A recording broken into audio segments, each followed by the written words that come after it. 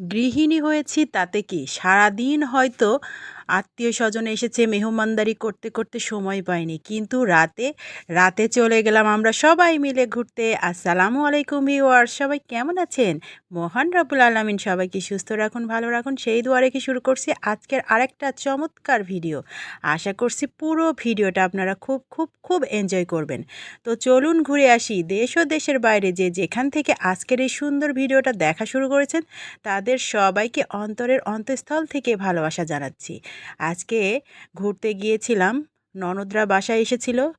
সারাদিন একটু ব্যস্ত ছিলাম, তারপর সন্ধ্যার পরে সবাই মিলে ঘুরতে বের হয়ে গেলাম। জায়ের মেয়েগুলা, আমার ছোট ছেলে, আমার ননদ, ননদের মেয়ে, আমরা সবাই মিলে ঘুরতে বের হয়ে গিয়েছি।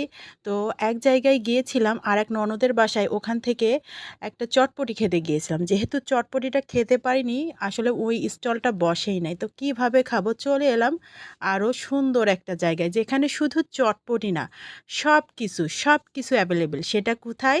কুষ্টিয়া সরকারি কলেজের একদম অপোজিটে। এতদিন ছিল সরকারি কলেজের সামনে দিয়ে ফুটপাতের সাইড দিয়ে দুনিয়ার মানে ফাস্ট ফুডের দোকান, সব মুখরোচক সব খাবারের দোকানগুলো। কিন্তু এখন কি হয়েছে জানেন? এই দোকানগুলো এই সরকারি কলেজের অপোজিটে সুন্দর একটা মাঠের মধ্যে সুন্দর মেলার মতো সিস্টেম করে দোকানগুলো করেছে। এত সুন্দর একটা জায়গা যে এক জায়গায় এলেই সব কিছু তো আপনারা পাবেনই, সব ধরনের খাবার প্লাস খুব সুন্দর একটা জায়গাও করেছে বসার, বেশ ভালো।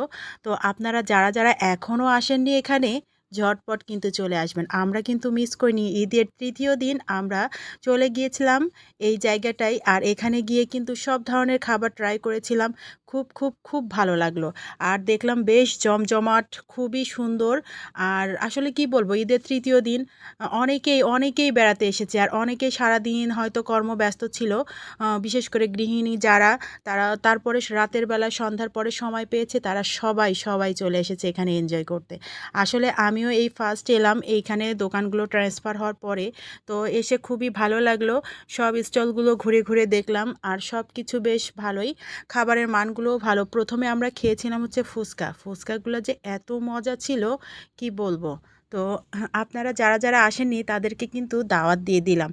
আপনারা অবশ্যই ছুটির দিন পেলে, বা ঈদের ছুটি তো শেষই হয়ে গেল, আজকে হচ্ছে ঈদের চতুর্থ দিন চলছে। তো আমি একটু ভিডিওটা আপলোড করলাম, একদিন লেট হয়ে গেল, এই জন্য খুবই দুঃখিত।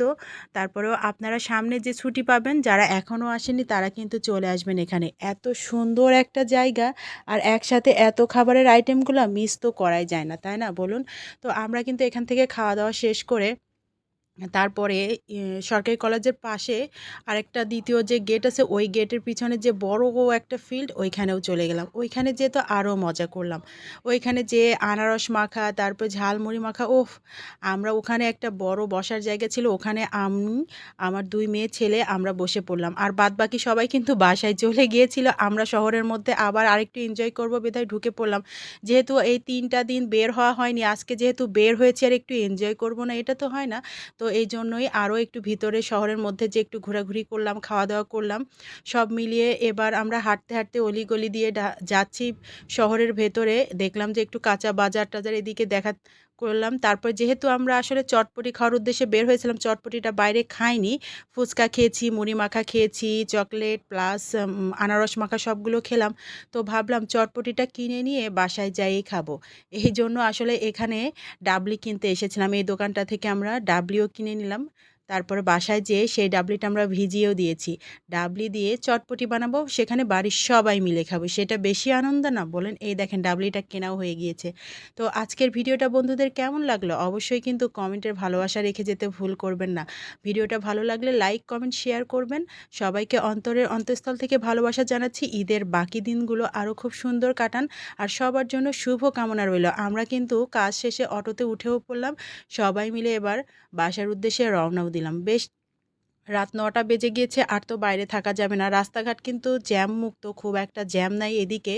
কারণ অনেক মানুষই তো নাই, শহরে কত মানুষ কমে গিয়েছে। তো ভিডিওটা ভালো লাগলে অবশ্যই কিন্তু জানাবেন। সবার সুস্থতা কামনা করছি। সবাই ভালো থাকবেন, সুস্থ থাকবেন। আল্লাহ হাফেজ।